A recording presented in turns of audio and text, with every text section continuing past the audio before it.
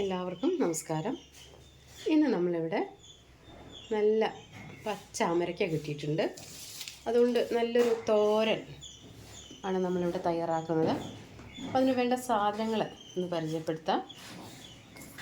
പച്ചമുളക് അരിഞ്ഞത്, പിന്നെ വെളുത്തുള്ളി അരിഞ്ഞത്, പിന്നെ ചുമന്നുള്ളി അരിഞ്ഞത്, പിന്നെ ഉപ്പ് ആവശ്യത്തിന്, മഞ്ഞൾപ്പൊടി, അല്പം മുളക് പൊടി അല്പം മതി, കാരണം നമ്മൾ പച്ചമുളക് കുറച്ച് ചേർക്കുന്നുണ്ട്.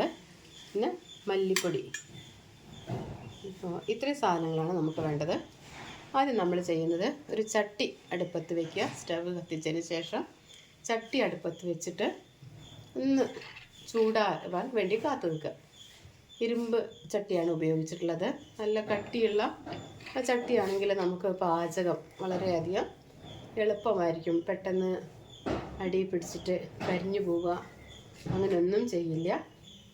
അപ്പോൾ അതിന് ശേഷം നമ്മൾ ചെയ്യുന്നത്, ഈ വെളുത്തുള്ളി ഇതിലേക്ക് ഇടുക. വെളുത്തുള്ളി ഇട്ട് ഒന്ന് മൂക്കാൻ വേണ്ടിയിട്ട് നമ്മൾ ഇളക്കി കൊടുക്കണം. വെളുത്തുള്ളി മൂത്ത് കഷ്ടിച്ചൊന്നിങ്ങനെ ചെറുതായിട്ട് ഒന്നിങ്ങനെ വാടി വരുമ്പോൾ നമ്മൾ ചുമന്നുള്ളി, ചെറിയ ഉള്ളി, ചീരുള്ളി എന്നൊക്കെ ആളുകൾ പറയും. നമ്മൾ കുഞ്ഞുള്ളി ഒക്കെ പറയില്ലേ, ഈ ചുമന്നുള്ളി നന്നായിട്ട് അരിഞ്ഞത് ഇത് ചേർത്തിട്ട് നന്നായി വഴറ്റിയെടുക്കണം. അങ്ങനെ അല്പസമയം പിടിക്കും.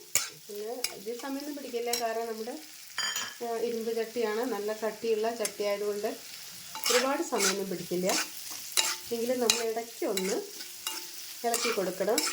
കൈ വിടാതെ ഇളക്കേണ്ട ആവശ്യമില്ല, കാരണം അതാണ് ഈ അടി കട്ടിയുള്ള ചട്ടിയായാലുള്ള ഗുണം. അല്ലെങ്കിൽ നമ്മൾ എന്ത് ചെയ്യേണ്ടി വരും, കൈ എടുക്കാണ്ട് ഇങ്ങനെ ഇളക്കി കൊടുക്കേണ്ടി വരും. ഇത് നമ്മളൊന്ന് ഇളക്കാൻ ഇത്തിരി നേരം വിട്ടുപോയാലും നമ്മൾ അതിൽ ഇട്ട സാധനങ്ങൾ കരിഞ്ഞ് അടി പിടിക്കുകയോ നാശാവുകയോ ഒന്നും ചെയ്യില്ല. ഇതൊന്ന് നീക്കണം. ചെറു നിറം മാറിയിട്ട്, സ്വർണ്ണ നിറം ഇപ്പോൾ നമുക്ക് പറയാം, ഒന്ന് നിറം മാറി അതിന് ശേഷം നമ്മൾ പച്ചമുളക് കൂടി അതിലേക്ക് ചേർക്കുക.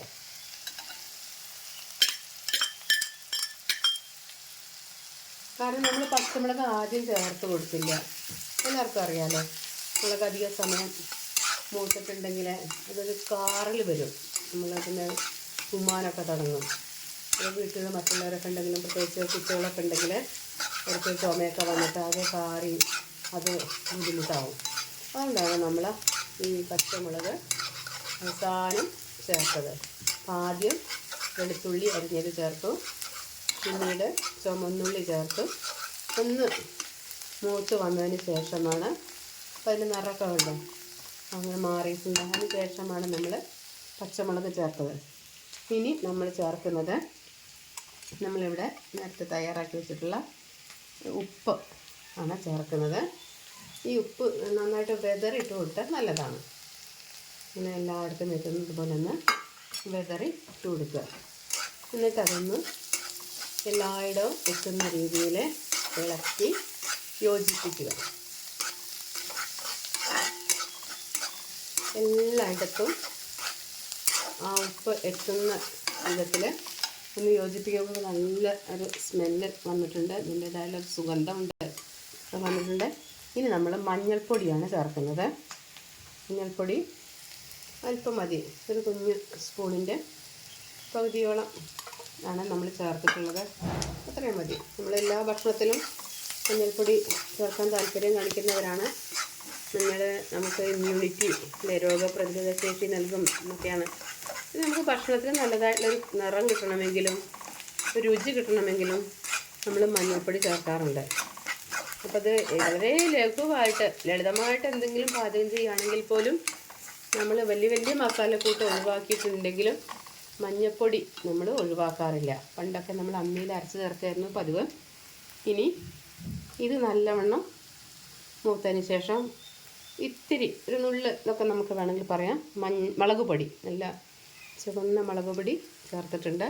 അല്പമേ ചേർത്തിട്ടുള്ളൂ, കാരണം നമ്മൾ നേരത്തെ കണ്ടുവല്ലോ പച്ചമുളക് അരിഞ്ഞത് അതിൽ ചേർത്തിട്ടുണ്ട്. പക്ഷേ എങ്കിലും ഒരു ചെറുതായിട്ടൊരു നിറം കിട്ടുന്നതിനും ഒരു രുചിക്ക് വേണ്ടിയിട്ടും ഒരു നുള്ള് മഞ്ഞൾപ്പൊടിയാണ് നമ്മളിപ്പോൾ ചേർത്തിട്ടുള്ളത്.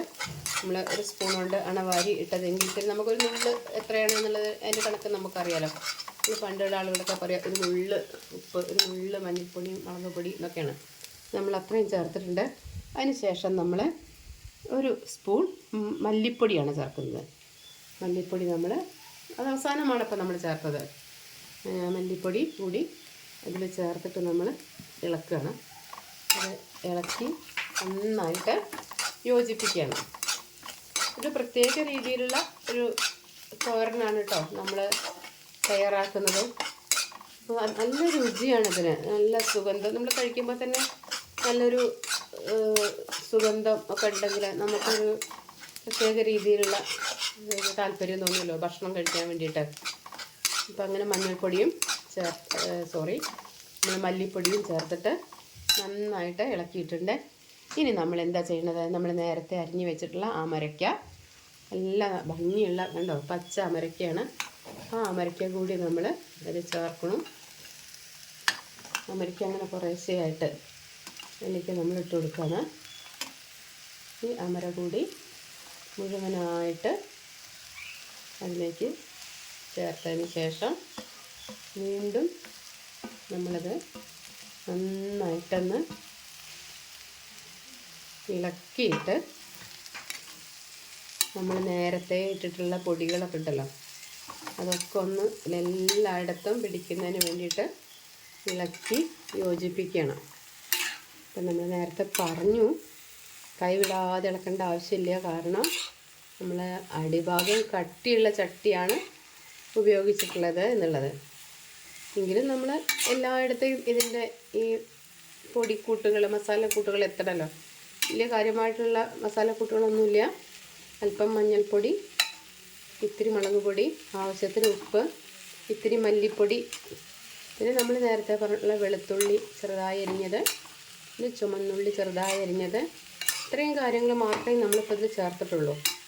അപ്പോൾ ഇത് എല്ലായിടത്തും എത്തുന്ന രീതിയിൽ നന്നായിട്ട് നമ്മളൊന്ന് ഇളക്കി യോജിപ്പിക്കണം. ഇളക്കി കൊടുക്കുകയാണ്. ഇളക്കിയതിന് ശേഷം ഒരു അമരയ്ക്ക് അതിൽ അറിയാണ്ട് പെട്ടിട്ടുണ്ടോ കുഴപ്പമില്ല. ഇപ്പോൾ ഇതൊരു ഭംഗിയാണ് ഇപ്പോൾ കാണാൻ. പച്ചയും മഞ്ഞയും ചെറുതായിട്ടുള്ള ഒരു കുട്ടനിറവും എല്ലാം കൂടി കൂടിയിട്ട് നല്ലൊരു ഭംഗിയുണ്ട് കാണാൻ വേണ്ടിയിട്ട്. ഇനി നമ്മൾ അല്പസമയം ഇതൊന്ന് അടച്ച് വയ്ക്കണം. ഇത് നമ്മൾ പാത്രം കൊണ്ടൊന്ന് അടച്ച് വയ്ക്കുക. അടച്ചതിന് ശേഷം നമ്മൾ ഇത്തിരി സമയം അത് ഫ്ലെയിമിൽ ഇരുന്നോട്ടെ. അത് കഴിഞ്ഞ് നമ്മളതൊന്ന്